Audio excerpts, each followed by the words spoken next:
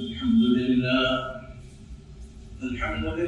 نحمده ونستعينه ونستغفره ونؤمن به ونتوكل عليه ونعوذ بالله من شرور أنفسنا ومن سيئات أعمالنا من يهده الله فلا مضل له ومن يضلله فلا هادي له ونشهد أن لا إله إلا الله وحده لا شريك له ونشهد أن محمدا عبده ورسوله أما بعد فأعوذ بالله من الشيطان الرجيم بسم الله الرحمن الرحيم إن الذين آمنوا وعملوا الصالحات سيجعل لهم الرحمن ودا صدق الله مولانا العظيم رب اشرح لي صدري ويسر لي أمري واحلل عقدة من لساني يفقهوا قولي سبحان ربك رب العزة عما يصفون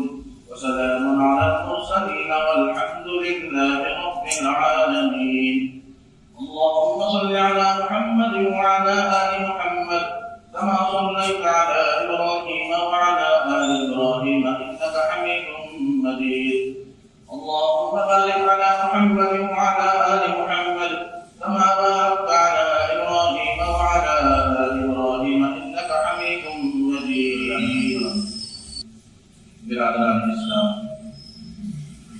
اللہ تبارک و تعالیٰ کی بے شمار نعمتیں. اللہ تعالیٰ کا ارشاد ہے ان تعدوا نعمت اللہ لا تحصوها. اگر تم میری نعمتوں کو گننا چاہو تو گن نہیں سکتے. ہو سکتا ہے انسان تاروں کی گنتی کو پوری کر لے اور بارش کے خطرات کی گنتی کو پوری کر لے اور بھیڑ کے بدن پر جتنے بال ہوتے ہیں ان بالوں کو گننے میں کامیاب ہو جائے، لیکن اللہ تبارک و تعالیٰ کی نعمتوں کو گننے میں کامیاب نہیں ہو سکتا. وہ گن نہیں سکتا، اتنی بے شمار نعمتیں. آپ صرف کھانے کی نعمتوں کو اٹھا لیں کہ ہم کتنے کھانوں کا استعمال کرتے ہیں. کبھی کبھار دسترخوان میں قسم قسم کے کھانے ہوتے ہیں اور سبزیاں، پھل اور اناج کی قسم میں، اور اسی طرح ایک ایک پھل کی کتنی قسمیں، سیب کی 400-500 قسمیں، آم کی 400-500 قسمیں. اسی طرح مختلف قسم کے پھل ہوتے ہیں. ہر پھلوں کے الگ الگ قسمیں، ان کے الگ الگ لذات. سبزیوں کی قسمیں، اناج غلے کی قسمیں، بے شمار قسم کے نعمتیں اللہ تبارک و تعالیٰ نے عطا فرمائی اور ہم ان کا استعمال کرتے ہیں. جانوروں کی طرف دیکھیں کہ جانوروں کو صرف ہریالی کی نعمتیں ملتی ہیں. بعض جانور وہ ہوتے ہیں جو صرف پتے کھاتے ہیں، گھاس کھاتے ہیں، ہریالی کھاتے ہیں، گوشت نہیں کھا سکتے. بعض جانور وہ ہیں جو گوشت کھاتے ہیں، کچا گوشت کھاتے ہیں، سبزیاں اور پھل پھول نہیں کھاتے. انسان کی خصوصیت ہے کہ اللہ تبارک و تعالیٰ انسان کے لیے کھانوں کی بڑے اقسام اس کے لیے تیار کر دی. ہر چیز کو وہ اپنی اپنی خواہش کے مطابق استعمال کرتا ہے. پھلوں کو کئی طریقوں سے استعمال کرتا ہے، اس کا شربت بنا کر استعمال کرتا ہے اور اپنی من چاہی چاہت کے مطابق اس کا استعمال کرتا ہے. اور اسی طرح گوشت کو کئی طریقوں سے استعمال کرتا ہے، سبزیوں کو کئی طریقوں سے استعمال کرتا ہے. لیکن جانوروں کی یہ سب چیزیں نصیب نہیں، جو ہے اسی پر وہ گزارا کرتے. اور جانوروں میں کسی کو لباس نہیں، پرندوں کو لباس نہیں، اللہ نے انسانوں کو دیا. انسان شادی کے لیے ایک لباس پہنتا ہے، جلسے کے لیے ایک لباس پہنتا ہے، میت میں جانے کے لیے ایک لباس پہنتا ہے، دن کے لیے ایک لباس، رات کے لیے ایک لباس، جانوروں کے لیے کوئی لباس نہیں۔ تو اللہ تبارک و تعالی انسان کو بے شمار نعمتوں سے نوازا۔ کچھ نعمتیں جنگلوں میں ہیں، دریاؤں میں ہیں، آسمانوں میں ہیں، زمین میں ہیں۔ ان بے شمار انسان کی نعمتوں میں سب سے بڑی نعمت ایمان کی نعمت ہے۔ اللہ تبارک و تعالی وہ ایمان کی نعمت ہمیں نصیب فرمائے۔ یہ ایمان کی نعمت ایسی نعمت ہے اللہ تبارک و تعالی نصیب والوں کا عطا فرماتے ہیں۔ آپ مال و دولت کی طرف دیکھیں، اللہ تبارک و تعالی ایمان والوں کو بھی مال دیے ہیں، بے ایمانوں کو بھی دیے ہیں، اپنے باغیوں دشمنوں کو اور زیادہ دیے ہیں۔ اور اسی طرح دوسری نعمتوں کی طرف دیکھیں کہ انسان چاہے مؤمن ہو کافر ہو وہ نعمتوں سے مالا مال ہے۔ ایمان کی نعمت اللہ تبارک و تعالی اپنے پسندیدہ بندوں کا عطا فرماتا ہے۔ اب جب یہ نعمت ہمیں مل گئی، ہم نصیب والے ہو گئے، ہماری سب سے بڑی ذمہ داری یہ بنتی ہے کہ ہم اس نعمت کی حفاظت کریں، اس نعمت کو بڑھائیں۔ اللہ تبارک و تعالی نے ہمارے آقا سرکار دو عالم صلی اللہ علیہ وسلم پر دین کو مکمل کر دیا، دین کامل مکمل ہو گیا۔ اب نیا دن آنے والا نہیں، نبی کریم صلی اللہ علیہ وسلم آنے والے نہیں، لیکن ایمان جو ہے اللہ تبارک و تعالی بندے کے پاس دے دیا۔ بندے کی ذمہ داری ہے کہ وہ ایمان کو کامل و مکمل بنائے، اسے مضبوط بنائے۔ کیا طریقہ ہے کہ اس ایمان کو ہم اس ایمان کی حفاظت کریں، اس کو قوی اور مضبوط بنائیں؟ آپ ایک مثال سے سمجھیں کہ کوئی درخت ہم اپنے گھر لا کر رکھتے ہیں تاکہ یہ درخت بڑا ہو جائے، اس سے پھل ملے، اس سے سایہ ملے، اس سے فائدہ ہم اٹھائے۔ تو اس درخت کی حفاظت کرتے ہیں کیڑوں مکوڑوں سے، گندے کچروں سے، اور دن میں 2 مرتبہ اسے صاف و شفاف پانی ڈالتے ہیں، اس کی نگرانی کرتے ہیں، اس کی حفاظت کرتے ہیں۔ مسلسل محنت کے بعد، حفاظت کے بعد، روزانہ پانی دینے کے بعد وہ درخت بڑھتا ہے اور اس سے فائدہ حاصل ہوتا ہے۔ تو بالکل اسی طرح ہمارے پاس درخت کی شکل میں، بیج کی شکل میں ایمان ہے۔ اب ہماری ذمہ داری ہے کہ ہم اسے روزانہ 5 ٹائم نماز کا پانی ڈالیں۔ اللہ نے صاحب نصاب بنایا ہے کہ زکات کا پانی ڈالیں، حج کا پانی ڈالیں، روزے کا پانی ڈالیں، اور گندے چیزیں، گندے کیڑے مکوڑے، گناہ، منکرات، حرام کام، حرام چیزیں، ان سب چیزوں سے حفاظت کر کے اس ایمان کی نگرانی کرتے ہوئے ہم اعمال صالحہ کرتے رہیں گے تو یہ ایمان ہمارا قوی اور مضبوط ہوگا۔ ایمان حفاظت کے ساتھ ہوگا۔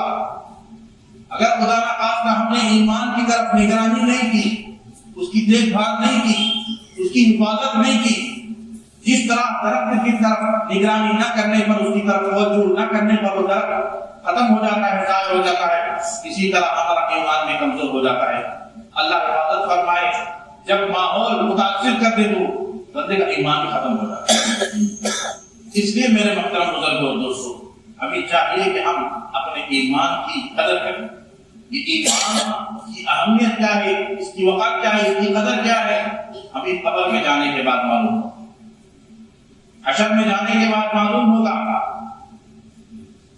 کہ قبر کی زندگی کس طرح کی زندگی ہے۔ کسی بزرگ نے قبر والوں کو دیکھ کر کہا کہ کیا ہی چین کی نیند تم سو رہے ہو؟ تو قبر سے آواز آئی، ہم تو بے سکونی کی نیند سو رہے ہیں، اصل میں تو تم سو رہے ہو، یعنی تمہاری زندگی غفلت کی زندگی گزر رہی ہے۔ تم اس غفلت کی زندگی سے یہاں آؤ گے تو قبر میں تم بیدار ہو جاؤ گے، قبر میں پتہ چلے گا کہ دنیا کی زندگی کی قیمت کیا تھی، دنیا میں ہم نے اعمال کیے بغیر زندگی گزارا، وہ ہم نے کتنا بڑا نقصان کیا، ہم نے اپنے ایمان کی حفاظت نہیں کی، اسے قوی اور مضبوط نہیں کیا، ہم نے کتنا بڑا نقصان کیا، یہ قبر میں جانے کے بعد پتہ چلے گا۔ تو جس نے اپنے ایمان کی حفاظت کی اس کی شریعت اس کا دین حفاظت میں آ گیا۔ حضرت عثمان غنی رضی اللہ تعالی عنہ ایک مرتبہ جا رہے ہیں حضور پاک صلی اللہ علیہ وسلم کے وصال کے بعد حضرت عمر رضی اللہ تعالی عنہ نے انہیں سلام کیا، سلام کا جواب دیا بغیر چلے گئے۔ حضرت عمر فاروق رضی اللہ تعالی عنہ نے حضرت ابوبکر صدیق رضی اللہ تعالی عنہ خلیفہ ہیں، ان کی عدالت سے مقدمہ دائر کیا۔ یہ مقدمہ کیا تھا کہ میں نے میرا بھائی دینی بھائی عثمان رضی اللہ تعالی عنہ کو سلام کیا، اس نے میں نے سلام کا جواب نہیں دیا۔ یہ مقدمہ وہ نہیں تھا کہ میں نے فلاں بندے کو خرچ کیا اس نے واپس نہیں کیا۔ یہ مقدمہ وہ نہیں تھا کہ میں نے بندے کو کرایہ پر مکان دیا وہ کرایہ ادا نہیں کر رہا تھا۔ یہ مقدمہ وہ نہیں تھا جو راشن لے کر میرا پیسہ میرا حق ادا نہیں کیا، اس طرح کا مقدمہ نہیں تھا۔ مقدمہ تھا کہ میں نے عثمان غنی رضی اللہ تعالیٰ عنہ کو سلام کیا تو انہوں نے اس کا جواب نہیں دیا۔ حضرت ابوبکر صدیق رضی اللہ تعالیٰ عنہ نے دونوں کو طلب کیا اور سنایا کہ حضرت عمر نے تمہیں سلام کیا تم نے اس کا جواب کیوں نہیں دیا؟ حضرت عثمان غنی رضی اللہ تعالیٰ عنہ نے کہا اللہ کی قسم حضرت عمر نے مجھے سلام نہیں کیا۔ ادھر حضرت عمر قسم کھاتے ہیں کہ اللہ کی قسم میں نے سلام کیا۔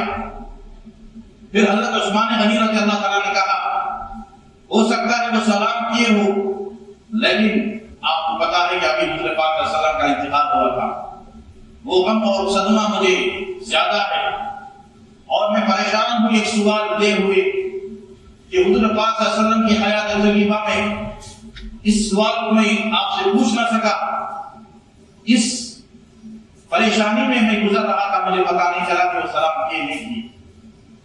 حضرت ابوبکر صدیق رضی اللہ تعالیٰ نے پوچھا تمہارے سامنے کیا سوال تھا، تمہارے ذہن میں کیا سوال تھا؟ تو حضرت عثمان غنی رضی اللہ تعالیٰ نے کہا میں حضور پاک صلی اللہ علیہ وسلم سے یہ پوچھنا چاہتا تھا کہ دین کی حفاظت کس طرح ہوگی، شریعت کی حفاظت کس طرح ہوگی؟ تو حضرت ابوبکر صدیق رضی اللہ تعالیٰ نے کہا میں حضور پاک صلی اللہ علیہ وسلم سے یہ سوال پہلے کر چکا ہوں، آپ نے جواب بھی دے دیا۔ حضرت عثمان غنی رضی اللہ تعالیٰ نے بہت خوش ہوئے، کہا کہ میرے ماں باپ آپ کا قربان ہو، آپ بھی یہ سوال کر سکتے ہی، ذرا جلدی بتائیے کہ آپ نے کیا جواب دیا؟ حضرت ابوبکر صدیق رضی اللہ تعالیٰ نے کہا میں حضور پاک صلی اللہ علیہ وسلم سے پوچھا یا رسول اللہ صلی اللہ علیہ وسلم دین کی حفاظت کس طرح ہوگی؟ تو اللہ کے حبیب پاک صلی اللہ علیہ وسلم نے فرمایا جو کلمہ میں میرے چچا حضرت ابو طالب کو پیش کیا انہوں نے اس کلمے کو قبول نہیں کیا، اس کلمے کو جو پڑھے گا اور اس کے تقاضوں پر جو عمل کرے گا اس کا دین محفوظ رہے گا، اس کی شریعت محفوظ رہے گی۔ اس سے معلوم ہوتا ہے دین کی حفاظت، شریعت کی حفاظت کلمہ طیبہ پڑھنے پر، اس کے تقاضوں پر عمل کرنے پر دین کی حفاظت ہوتی ہے، ایمان کی حفاظت ہوتی ہے۔ صرف بظاہر پڑھنے سے یہ مسئلہ حل نہیں ہوتا، بندہ دل کے یقین کے ساتھ کلمہ پڑھے اور اس کے تقاضوں پر عمل کرے۔ بندے کے اندر یہ عقیدہ ہو کہ جو کچھ کرنے والی ذات ہے اللہ کی ذات، حالات بہتر ہی، خوشگواری ہے، خوشحالی ہے، فراخی ہے، اللہ تبارک و تعالیٰ کی طرف سے۔ حالات ناگوار ہیں، مسائل ہیں، پریشانیاں ہیں، یہ بھی اللہ تبارک و تعالیٰ کی طرف سے۔ اور بندہ ایمان قبول کرنے کے بعد اس کی زندگی آسانی سے نہیں گزرتی، اسے قدم قدم پر آزمائشوں کا سامنا کرنا پڑتا۔ ہر ایمان والا کو اللہ تبارک و تعالیٰ اس کی حیثیت کے مطابق آزماتے ہیں۔ آپ ذرا دنیا میں غور کریں، توجہ ڈالیں، کون سا وہ ملک ہے جہاں پر مسلمان سکون کی زندگی گزار رہا ہو؟ ہر جگہ مسلمان پریشان حال ہے، ہر جگہ مسلمان پر ظلم و ستم کیا جا رہا ہے۔ آپ فلسطین کے حالات دیکھ رہے ہیں، مشاہدہ کر رہے ہیں، لاکھوں لوگ کھانے کے لیے ترس رہے ہیں، پانی کے لیے ترس رہے ہیں۔ سردی کا موسم ہے، بارش کا موسم ہے، کوئی چھت نہیں ہے، بڑی تکلیف کی زندگی گزر رہی ہے، اور ہمارے ملک کے حالات دن بدن بگڑتے جا رہے ہیں، آئے دن تحریریں بیانات سامنے آ رہے ہیں، کفار و مشرکین کے منصوبے سامنے آ رہے ہیں، ہمارے مساجد پر بلڈوزر چلا دیا جاتا ہے، ہمارے مقدس مکانات کی بے حرمتی کی جا رہی ہے، آئے دن ہم یہ سب پریشانیوں کا سامنا کر رہے ہیں۔ بہت سالوں سے مسلمانوں کی حالت بگڑی ہوئی ہے۔ اب سوال یہ پیدا ہوتا ہے، کیا دنیا میں صرف مسلمان ہی ہے جو مصیبت کی زندگی گزارے، پریشانی کی زندگی گزارے، اور قوم ہے ان کے حالات بہتر سے بہتر ہیں، ان کا بینک بیلنس بڑھ رہا ہے، ان کی کاروبار بڑھ رہے ہیں، اور وہ عروج پر ہی، ترقی پر ہیں، مسلمان ہر اعتبار سے تنزلی کا شکار ہے، ہماری کوئی اہمیت نہیں ہے، کوئی وقت نہیں ہے، کفار و مشرکین کے ذریعے سے تانے اور زہریلے بیانات، کیا مسلمان ان سب چیزوں کو سننے کے لیے، ان سب مسائل کو برداشت کرنے کے لیے آیا تھا؟ کیا یہ مسائل ہم سے دور نہیں ہوں گے؟ قرآن کریم کہتا ہے، ام حسبتم ان تدخلوا الجنة ولما يأتكم مثل الذين خلوا من قبلكم مستهم البأساء والضراء وزلزلوا حتى يقول الرسول، کیا تم یہ خیال کرتے ہو جنت میں ایسے ہی داخل ہو جاؤ گے؟ ایمان لائے جنت ایسے ہی مل جائے گی؟ ہرگز ایسا نہیں ہوگا۔ وَلَمَّا يَأْتِكُم مَّثَلُ الَّذِينَ خَلَوْا مِن قَبْلِكُم، تم سے پہلے جو لوگ تھے ان کے اوپر جس طرح کے حالات آئے، وہ حالات سے تمہیں بھی گزرنا پڑے گا، تم بھی گزرو گے۔ اور اس کے بعد مَثَلُ الَّذِينَ خَلَوْا مِن قَبْلِكُم، ان لوگوں کے حالات کیا تھے؟ مَسَّتْهُمُ الْبَأْسَاءُ وَالضَّرَّاءُ، ان کو پہنچی مصیبتیں، اذیتیں، اور حالات سے وہ جھنجھوڑ کے رکھ دیے گئے، ہلا کر رکھ دیے گئے، اتنے برے حالات آئے، اتنے برے حالات آئے، وقت کے نبی، وقت کے رسول کہنے لگے متی نصر اللہ، اور ان کے ساتھیوں کہنے لگے متی نصر اللہ۔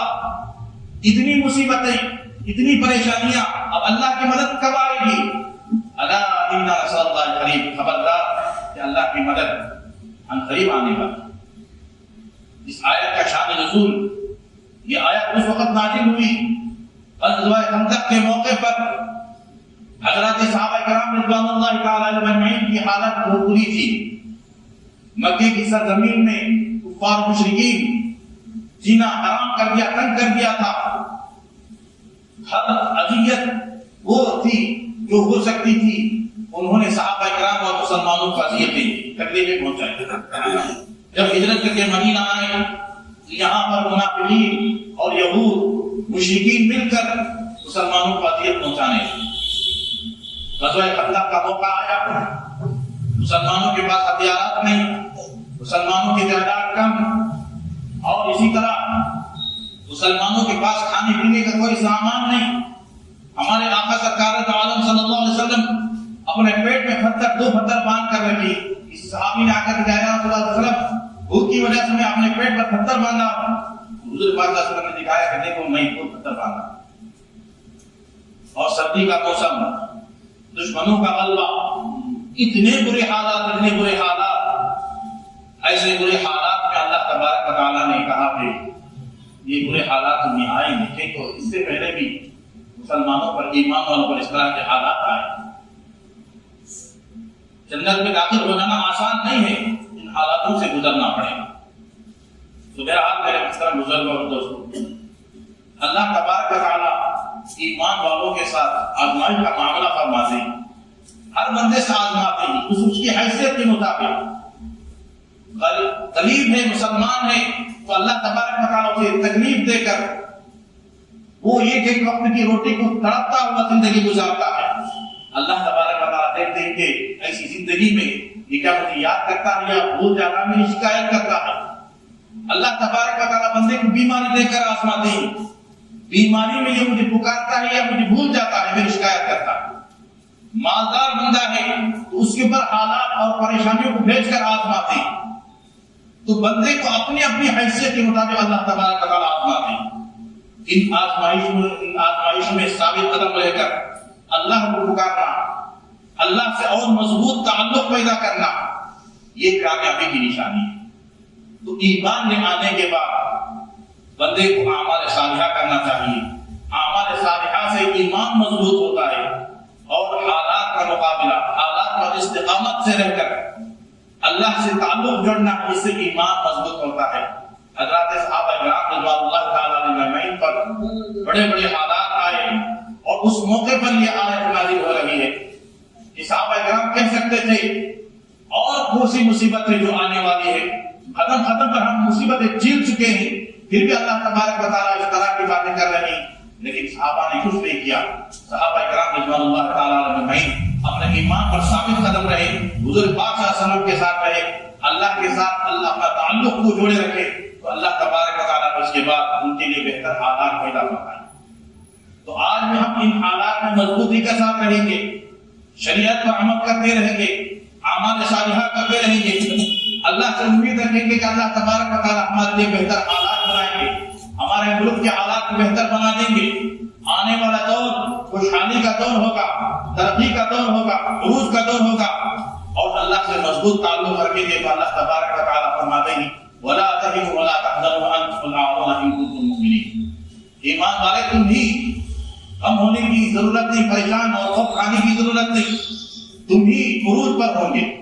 اللہ تبارک و تعالیٰ سے دعا ہے کہ اللہ تبارک و تعالیٰ ہمیں ایمان کی قدر کی توفیق عطا فرمائے اور ایمان کو مضبوط بنانے کے لیے اعمال صالحہ کی توفیق عطا فرمائے اور حالات پر استقامت کے ساتھ اللہ تبارک و تعالیٰ کے ساتھ مضبوطی کے ساتھ تعلق قائم رکھنے کی توفیق عطا فرمائے۔ حضرات صحابہ کرام رضوان اللہ تعالیٰ علیہ اجمعین کے ساتھ ایمان کی نصیب فرمائے۔ آمین۔ وآخر دعوانا الحمدللہ رب العالمین۔